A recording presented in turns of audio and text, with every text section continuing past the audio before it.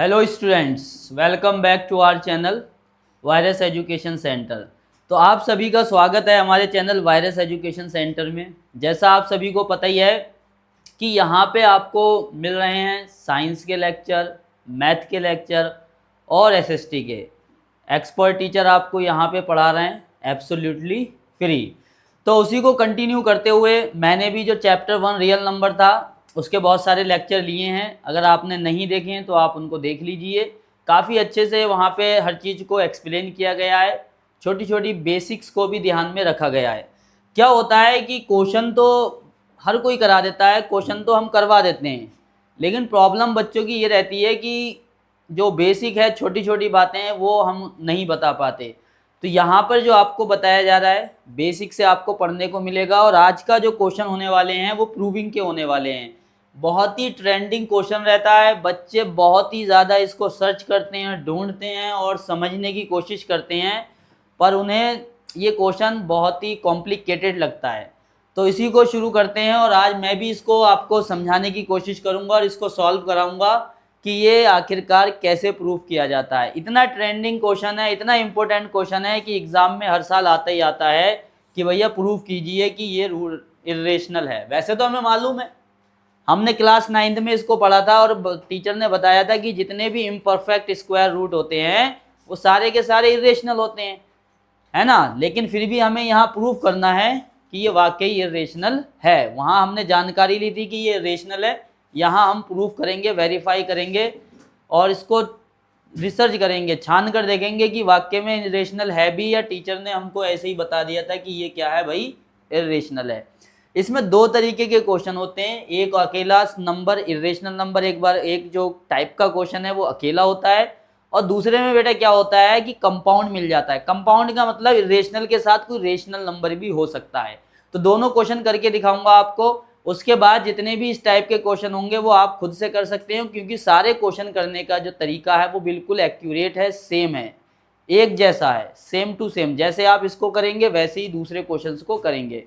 तो यहाँ पे दो तरीके से इसको प्रूव किया जाता है। पहला जो क्वेश्चन है यहाँ पे है, पहले क्वेश्चन की बात हम करें तो यह है prove that root 5 is irrational number. हमें प्रूव करना है कि जो रूट 5 है वो इरेशनल है। तो इसको थोड़ा ऐसा समझते हैं कि हम क्या करेंगे, हम मानेंगे कि जो रूट 5 है वो रेशनल है। रूट 5 क्या है, रेशनल है। अब जब इसको रेशनल माना जाएगा तो इसके अंदर रेशनल की क्वालिटीज भी होनी चाहिए। लेकिन जब हम इसको रेशनल मानकर इसके अंदर जब रेशनल की क्वालिटीज ढूंढेंगे वो क्वालिटीज हमें नहीं मिलेंगी।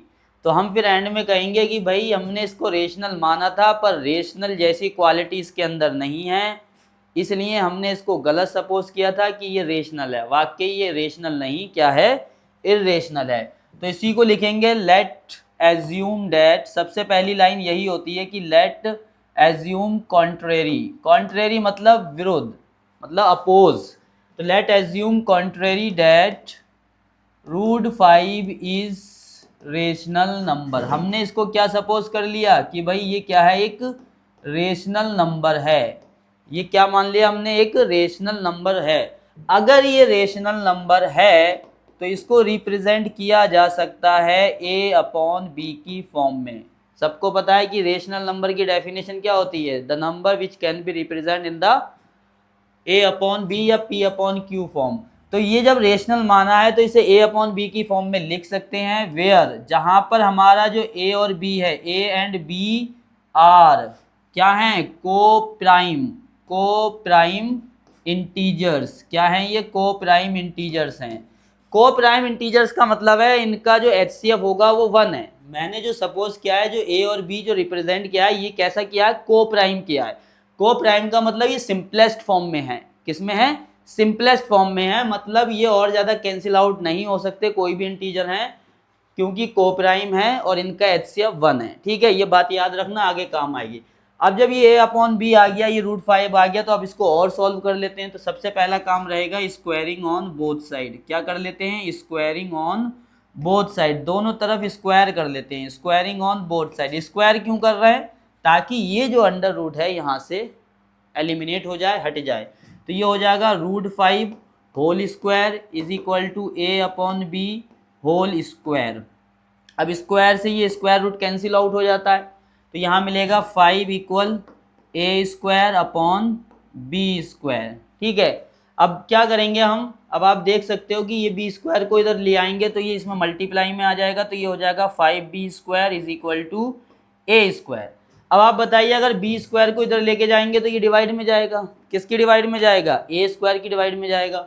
सॉरी, बी स्क्वायर को नहीं लेके जाना है, बी स्क्वायर के तो लेकर आए हैं, किसको लेके जाना है, 5 को लेकर जाना है, किसको लेके जाना है, 5 को। ठीक है, तो जब इसको 5 को इधर साइड में लेकर जाएंगे तो ये किस में जाएगा, डिविजिबल में, किस में जाएगा, डिवाइड में जाएगा। तो इसका मतलब मैं कह सकता हूं कि ए जो स्क्वायर है ए स्क्वायर इज डिविजिबल बाय 5। जो ए स्क्वायर है वो किससे डिविजिबल है, ए स्क्वायर इज डिविजिबल बाय 5।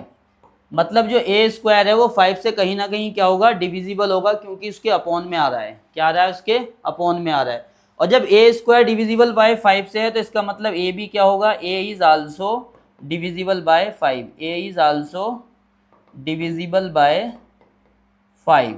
ठीक है, क्या होता है कि अगर कोई स्क्वायर नंबर है और वो किसी नंबर से डिविजिबल है तो जो उसका स्क्वायर रूट निकालेंगे या उसको करेंगे तो वो भी क्या रहता है, डिविजिबल रहता है। दैट इज रिमाइंड, वो हमारी होती है फैक्टर थ्योरम। ठीक है, तो ए स्क्वायर इज डिविजिबल बाय 5, इसका मतलब ए इज आल्सो डिविजिबल बाय 5। अब जब ए जो है वो डिविजिबल है 5 से, जो ए है वो डिविजिबल है 5 से, इसका मतलब क्या हुआ कि जो 5 है वो फैक्टर है किसका, 5 is a factor of A, 5 is a factor of A. क्यों, क्योंकि कोई भी नंबर अगर किसी से डिविजिबल होता है तो वो उसका फैक्टर होता है। जैसे 5 जैसे 35 किससे डिविजिबल है, 5 से डिविजिबल है, तो इसका मतलब 5 क्या हो गया, 35 का फैक्टर हो गया। इसी तरीके से ए किससे डिविजिबल है, 5 से, तो इसलिए 5 क्या हो गया, 5 इज अ फैक्टर ऑफ ए। तो यहाँ से हमें मिल गया कि जो 5 है वो क्या है, ए का फैक्टर है। ठीक है, अब मान लो हम इसको जब 5 से इसको डिवाइड करेंगे तो कुछ ना कुछ आंसर भी मिलेगा, कुछ ना कुछ आंसर मिलेगा। जब इसको 5 को जब डिवाइड में लेके आएंगे, इसको डिवाइड करेंगे तो कुछ ना कुछ हमें क्या मिलेगा, आंसर मिलेगा। तो यहाँ पे हम क्या सपोज कर लेते हैं, यहाँ पे हम मान लेते हैं कि जो a इक्वल है, a इक्वल हम मान लेते हैं 5k, a equal 5k। Let suppose जो a की वैल्यू है वो क्या आ जाएगी, 5k आ जाएगी। अब ऐसा क्यों मान लिया, a भी इंटीजर्स है और 5k भी क्या है, इंटीजर्स है। ठीक है, तो अब यहाँ पे अगर हम इसकी बात करें, यहाँ पे a की वैल्यू पुट करें इक्वेशन 1 में, इक्वेशन 1 में क्या करें, फिर से फ्रॉम इक्वेशन 1, यहाँ से हम क्या करें, चलो इसे इक्वेशन मत मानो, यहाँ पे हमने a की वैल्यू 5 मानी है तो सीधा सीधा वैल्यू पुट कर दो, तो ये हो जाएगा 5b square is equal to A square. तो a की जगह क्या आ जाएगा, 5k, तो यहाँ पे लिख देंगे 5k होल स्क्वायर। तो ये हो जाएगा 5b square is equal to 5 का स्क्वायर क्या होगा बेटा, 25, 5 का स्क्वायर हो जाएगा 25 और k का जो स्क्वायर होगा वो k स्क्वायर। अब ये 5 इधर जाएगा डिवाइड में, तो ये इसको डिवाइड कर देगा, यानी कि यहाँ मिलेगा 5k स्क्वायर। अब देखो ये वाला 5 इधर आएगा, ये वाला 5 बी स्क्वायर के नीचे आएगा, इसका मतलब क्या हुआ, B square is divisible by 5, B square is divisible by 5। और जब बी स्क्वायर डिविजिबल बाय 5 से है तो B is also divisible by 5, B is also divisible by 5। जो हमारा बी होगा वो भी किससे डिविजिबल होगा, 5 से डिविजिबल होगा। ठीक है, अब जब ये 5 से डिविजिबल है तो इसका मतलब 5 क्या हुआ, 5 is a factor of, 5 is a factor of B. इसका मतलब क्या हुआ, जो 5 है वो b का फैक्टर है। सही है, अब थोड़ा सा इसको और समझो। अभी हमने क्या सपोज किया था, हमने सपोज किया था कि जो a और b हैं वो को प्राइम है, a और b क्या है, को प्राइम है, उनका HCF 1 है। पर आप यहाँ देखो 5 भी a का फैक्टर कौन है, 5, और b का भी फैक्टर कौन है, 5। इसका मतलब क्या हुआ, 5 is common factor of, 5 is common factor of A and B both, यानी कि दोनों का ही कॉमन फैक्टर है। अब ऐसा कैसे हो गया, जब मैंने इसको को प्राइम सपोज किया था तो इसे को प्राइम आना चाहिए था, पर मैंने इसको को प्राइम सपोज किया पर ये को प्राइम नहीं आया, इसमें 5 कॉमन फैक्टर आ गया, इसका मतलब ए और बी को प्राइम नहीं है। तो मैंने शुरू में ही बताया था कि हमने इसको सपोज करा कि ये रेशनल है। अब हम इसके अंदर रेशनल की क्वालिटीज ढूंढेंगे। जो हमने ए अपॉन बी माना है, को प्राइम माना था, तो को प्राइम आना चाहिए था, लेकिन ये को प्राइम नहीं आया, इसका एक कॉमन फैक्टर 5 है। तो इसका मतलब क्या हुआ कि हमने जो सपोज किया था वो गलत है, कि √5 रेशनल नंबर है, बल्कि ये क्या है, एक इरेशनल नंबर है। तो इसी को लिखेंगे अवर, इसी को लिख देंगे कि अवर assumption 5 is a common factor of A and B both. This contradiction arising, ये भाई कॉन्ट्रडिक्शन क्यों आया, ये अपोजिशन क्यों आया, तो ये इसलिए आया this contradiction arisen cause of our wrong assumption, cause of our wrong assumption. यहाँ पे लिख रहा हूँ, नीचे जगह नहीं है तो इधर लिख देता हूँ, this contradiction arisen cause of our wrong assumption that, इसमें थ्योरी ज़्यादा लिखी जाती है, बस थ्योरी है, इसको मैं कोई इतना समझने वाली बात नहीं है, मतलब समझाना है theoretically. Our wrong assumption that is this contradiction arisen cause of our wrong assumption that √5 is rational, √5 is rational. So we conclude that √5 is an irrational number, √5 is an irrational number। तो हमारा जो √5 है वो क्या है, एक irrational number है। तो कुल मिला के ओवरऑल लास्ट स्टेटमेंट, लास्ट में बस यही है इसमें समझने वाला कि √5 की वैल्यू होती है A/B, जिसको हमने को प्राइम माना था, पर A और B की वैल्यू को प्राइम नहीं आई, ये कॉन्ट्रडिक्शन हो गया। कॉन्ट्रडिक्शन अराइजन इसलिए हुआ क्योंकि हमने गलत माना था, क्योंकि हम अच्छे से जानते हैं कि √5 रेशनल नहीं है, ये तो इरेशनल है, इसीलिए ये कॉन्ट्रडिक्शन आ गया। और इसी बेस पे हम कह सकते हैं कि भाई जो √5 है वो इरेशनल ना होकर के क्या है, इरेशनल है। तो आप इसको समझ सकते हैं, चाहे तो स्क्रीनशॉट ले सकते हैं, ठीक है, और इसको बार बार प्रैक्टिस करके आप इसको समझ सकते हैं। इस क्वेश्चंस को ऐसे ही करना है। अब यहाँ पे क्या होगा, मान लो √5 की जगह √2 आ जाए, सपोज करो क्वेश्चन एग्जाम में क्या आ गया, √5 की जगह √2 आ गया, तो आप क्या करेंगे, यहाँ पे 2 लगा देंगे, जहाँ जहाँ √5 होगा वहाँ 2 के, यानी कि कॉपी पेस्ट करना है, कॉपी पेस्ट, ठीक है। यहाँ से कट करना है, कॉपी पेस्ट नहीं करना है, कट और पेस्ट करना है, ठीक है। यहाँ पे √5 की जगह क्या आ जाएगा, बताओ, √2 आ जाएगा, √3 होगा तो √3 आ जाएगा। बाकी सारा लिखना यही है, सब कुछ ऐसे ही करना है, कोई अलग काम नहीं है, ठीक है। प्रोसेस सारा यही सेम रहने वाला है। अगर नंबर कैसा है, सिंगल, √2 है, √5 है, √7 है या √11 है, वायदा भी इतना ज़्यादा नहीं आता, या तो √2 हो या √5 या √7 तक ही आता है। और दूसरे टाइप का क्वेश्चन है ये, दूसरे टाइप का क्वेश्चन है ये वाला, कंपाउंड वाला, यानी कि रेशनल नंबर तो है, साथ के साथ इरेशनल नंबर तो है, साथ के साथ आपके रेशनल नंबर भी या तो मल्टीप्लाई में या ऐड में या सब्ट्रैक्ट में या डिवाइड में कुछ ना कुछ हो सकता है, ठीक है। तो इसके लिए क्या करना है, इसको करने का तरीका थोड़ा अलग है, ये वाला इसको करने का तरीका अलग था, सिंगल नंबर है, और इसको करने का तरीका अलग है। चलिए देखते हैं इसको कैसे करते हैं। यहाँ भी ऐसी करेंगे हम, यहाँ भी क्या सपोज करेंगे, let assume contrary that 3 + √5 is rational number. हमने इसे क्या मान लिया कि ये एक रेशनल नंबर है, क्या है, एक रेशनल नंबर है। अब भाई जब ये रेशनल नंबर है तो इसको A/B की फॉर्म में लिखा जा सकता है। If it is rational so it can be represent as P/Q form. तो अगर ये रेशनल है, इसको मैंने रेशनल मान लिया, तो A/B की फॉर्म में लिखा जाएगा, where A and B are coprime integers. ये क्या है हमारे, फिर से को प्राइम इंटीजर्स हैं, ठीक है। अब जब इसको मैंने A/B मान लिया तो मैं यहाँ से √5 की वैल्यू निकालूंगा। यहाँ पे स्क्वायरिंग नहीं करनी है भाई, देखो ये थोड़ा अलग क्वेश्चन है। यहाँ पे तुम्हें जब भी क्या होगा, अगर कोई इरेशनल नंबर कंपाउंड में है, यानी कि किसी इसके साथ रेशनल नंबर ऐड में, सब्ट्रैक्ट में या मल्टीप्लाई में है, तो वहाँ से आप इरेशनल नंबर की वैल्यू निकालोगे। कैसे, अगर आपको इरेशनल नंबर की वैल्यू निकालनी है तो भाई क्या करोगे, 3 को यहाँ से हटा दोगे, हट के कहाँ जाएगा, उस साइड जाएगा, तो -3 हो जाएगा, अपॉन में 1 रहेगा। अब क्या करोगे, एलसीएम लोगे, एलसीएम कितना आएगा, b और 1 का एलसीएम क्या आएगा, b आ जाएगा।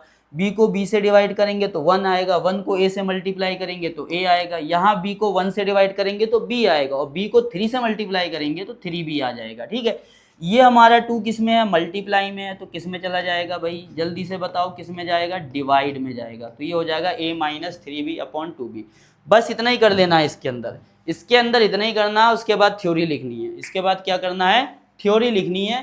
थ्योरी ही इसमें बस लिखने वाली रह जाती है। क्या लिखेंगे, वी नो डैट, हम जानते हैं, वी नो डैट, हम जानते हैं, क्या जानते हैं, we know that root 5, we know that an irrational number, एक इरेशनल नंबर क्या है, an irrational number can not be equal to, an irrational number can not be equal to a rational number, equal to a rational number, equal to a rational number. ठीक है, कभी भी एक irrational number rational के इक्वल नहीं होता, कभी भी एक इरेशनल नंबर रेशनल के इक्वल नहीं होता। पर यहाँ पे यू कैन सी रूट 5, यहाँ पे क्या हो रहा है, but here root 5 is, root 5 is equal to, root 5 is equal to, root 5 किसके इक्वल है, रूट 5 इज इक्वल टू किसके इक्वल है, a माइनस 3/2b, जो कि क्या है, एक a माइनस 3/2b, जो कि क्या है, एक रेशनल है। मतलब यहाँ पे एक इरेशनल नंबर रेशनल के इक्वल है, जबकि हमें अच्छे से मालूम है कि एक इरेशनल नंबर कभी रेशनल के इक्वल नहीं आता। But root 5 is equal to a minus 3/2b, that is rational, जो कि क्या है, दैट इज रेशनल, जो कि क्या है, एक रेशनल है। सो यहाँ भी यही लिखेंगे। ये भी तो एक कॉन्ट्रडिक्शन हो गया, कैसे पॉसिबल है कि एक इरेशनल नंबर रेशनल के इक्वल आ जाए, है ना। तो ये भी कॉन्ट्रडिक्शन हो गया। क्यों हो गया, क्योंकि हमने गलत एज्यूम किया। गलत क्या एज्यूम किया, कि ये एक रेशनल नंबर है, बल्कि ये रेशनल नहीं इरेशनल है। ठीक है, तो यही लिखेंगे कि रूट 5 किसके इक्वल आ गया, a माइनस, यानी कि एक इरेशनल नंबर रेशनल के इक्वल आ गया। तो this contradiction arisen, this contradiction arisen, this contradiction arisen cause of our wrong assumption, cause of our wrong assumption, cause of our wrong assumption। तो ये जो कॉन्ट्रडिक्शन आया, क्यों आया, क्योंकि हमने गलत सोचा। सो we can say, so we can say that क्या है हमारा, 3+2 root 5 is an irrational number. ये क्या है, एक इरेशनल नंबर है, एन इरेशनल नंबर। ठीक है, तो बस इसको यही दो तरीके हैं करने के। पहला तरीका ये था, अगर सिंगल नंबर है तो रेशनल नंबर मानेंगे, फिर स्क्वायरिंग करेंगे और फिर डिवाइड में लेके जाएंगे तो बताएंगे कि भाई जो ये 5 है तो डिवाइड में चला गया तो ये ए स्क्वायर से डिविजिबल है। जब ए स्क्वायर से डिविजिबल है तो ए से भी डिविजिबल हो जाएगा।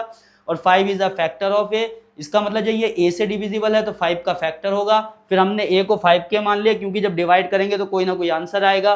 फिर हमने ए की जगह क्या रख दिया, 5 के, 5 का स्क्वायर 25 हो गया, 5 से ये कैंसिल हो गया, तो बी स्क्वायर इक्वल क्या आ गया, 5 के स्क्वायर आ गया। तो B square is divisible by 5, B is also divisible 5, तो इसका मतलब 5 is a factor of B. अब दोनों का फैक्टर कॉमन आ गया 5, जबकि यहाँ क्या माना था कि को प्राइम है, कोई भी फैक्टर नहीं है, लेकिन 5 कॉमन फैक्टर है। तो ये कॉन्ट्रडिक्शन क्यों आ गया, क्योंकि हमने गलत माना था कि ये रेशनल है, इसलिए ये रेशनल ना होकर के इरेशनल है। पर अगर कंपाउंड में आ जाए, क्या आ जाए, कंपाउंड में आ जाए, तो आप सबसे पहले इरेशनल की वैल्यू निकालेंगे, फिर यही स्टेटमेंट लिखेंगे सम में, चाहे वो कोई सा भी क्वेश्चन हो, इस सम में यही लिखना है कि we know that an irrational number cannot be equal to a rational number, but here an irrational is equal to the rational and this contradiction arisen cause of our wrong assumption। ठीक है, फिर उसके बाद लिख देंगे 3+√5 is an irrational number। Next question भी ऐसी है, देखो क्या लिखा है, 1/√2, क्या लिखा है, 1/√2 को प्रूफ करना है तो सेम ऐसे ही लिखना है। तो मैंने पहले से लिख के रखा हुआ था, क्योंकि क्वेश्चन को सेम ही करना है। क्या करेंगे, let assume contrary that 1/2 root is rational number. मैंने फिर से 1/√2 को रेशनल माना। जब ये रेशनल है तो a/b की फॉर्म में लिख गया, जहाँ पे a और b को प्राइम इंटीजर्स हैं। फिर a√2 इक्वल b आ गया, क्या हुआ, 1/, ये हमने क्या किया, इसको क्रॉस मल्टीप्लाई कर दिया। क्या कर दिया भाई, क्रॉस मल्टीप्लाई कर दिया। तो a के साथ √2 आ गया, b के साथ 1 आ गया, तो √2 इक्वल क्या हो गया, b/a। फिर वही लाइन चिपका दी, we know that √2 is irrational number and it cannot be equal to a rational number, here it is equal to b/a cause of our wrong assumption, that is why it is rational, that is why that is irrational। यहाँ पे है ना b/a क्या है, cause of our wrong assumption, that it is rational, so we conclude that it is an irrational number। मतलब हमने माना था कि ये रेशनल है, पर ये रेशनल ना होकर के क्या है, इरेशनल है। ठीक है, तो इसको ऐसे ही कर लेंगे, ये भी करने का तरीका है। फिर एक और क्वेश्चन आ जाता है 6+√2, इसको भी मैंने पहले से लिख के रखा हुआ है। क्यों भाई, पहले से क्यों लिख के रखा हुआ है, तो बेटा बिल्कुल वैसे ही करना है जैसे मैंने अभी कराया, कोई नया काम नहीं है। क्या करेंगे, सबसे पहले सपोज करेंगे, let assume that 6+√2 is rational number, 6 plus root two जब रेशनल है तो a अपॉन बी की फॉर्म में आ जाएगा, where a and b are coprime integers. अब यहाँ से रूट टू की वैल्यू निकालेंगे तो प्लस बी माइनस 6 हो जाएगा, फिर एलसीएम लेंगे, b से b डिविजिबल हुआ तो सेम a आ गया, और यहाँ 1 होता है तो यहाँ 6 से मल्टीप्लाई हो जाएगा, कौन, b। अब यहाँ फिर वही लिखेंगे, we know that an irrational number can not be equal to a rational number but root two is equal to a minus 6b upon b। This contradiction arisen cause of our wrong assumption that 6 plus root 2 rational, so we conclude it is an irrational number। तो इस तरीके से इसको हमने कर लेना। सारे question बिल्कुल एक ही जैसे होते हैं। ये वाला क्वेश्चन आपका होमवर्क है, इसको आप होमवर्क में कर लेंगे, इस क्वेश्चन को आप होमवर्क में कर लेंगे। आप इनका अगर स्क्रीनशॉट लेना चाहते हैं तो आप स्क्रीनशॉट ले लीजिए। ये मेरा दूसरा क्वेश्चन है, और इसी टाइप से मैंने आप कौन सा तीसरा किया है, और इसी तरीके से मैंने ये इसका थर्ड पार्ट किया है, और ऐसे ही आपका ये वाला सेकंड पार्ट यानी कि 7√5 भी आपका ऐसा ही हो जाएगा। तो आज के सेशन में हमने सीखा कि किसी भी इरेशनल नंबर को प्रूफ कैसे करना है कि वो इरेशनल है। ऐसे ही हम इसके और भी ज़्यादा क्वेश्चन लेकर आऊँगा। अब ये एक्सरसाइज 1.2 थी जो कि कंप्लीट हो गई। अब इसके बाद इसके होंगे एक्स्ट्रा क्वेश्चन, ऐसे क्वेश्चन जो हमें एग्जाम में देखने को मिलते हैं, मतलब प्रीवियस ईयर क्वेश्चन, जो हमारे प्रीवियस ईयर क्वेश्चन होते हैं उनको मैं यहाँ पे इंक्लूड करूँगा, और वो एक्सप्लेन करेंगे, उन्हें समझेंगे, ताकि हमारे बोर्ड के एग्ज़ाम की भी तैयारी अच्छे से हो जाए।